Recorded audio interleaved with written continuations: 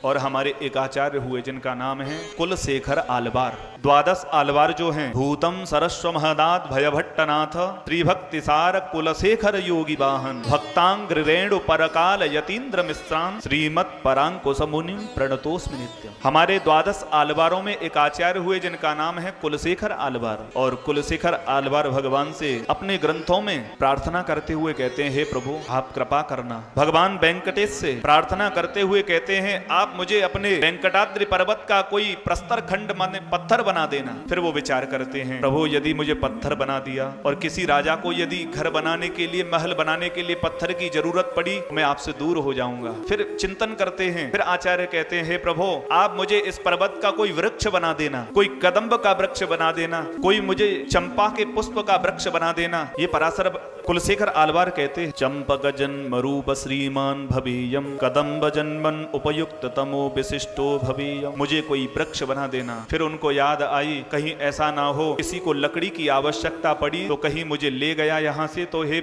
भगवान मैं आपसे दूर हो जाऊंगा। तो फिर आगे भगवान से प्रार्थना करते हुए कहते हैं, हे प्रभु आपके बगल में जो स्वामी पुष्करणी है, जो सरोवर है, उस सरोवर में मुझे कोई बतख बना देना, मुझे पंछी बना देना। मत्स्य जन्म कारण भूत भाग्यमानस्याम। मुझे कोई मछली बना देना, कोई बतख बना देना। ये आचार्यों ने अनुसंधान किया, फिर विचार किया।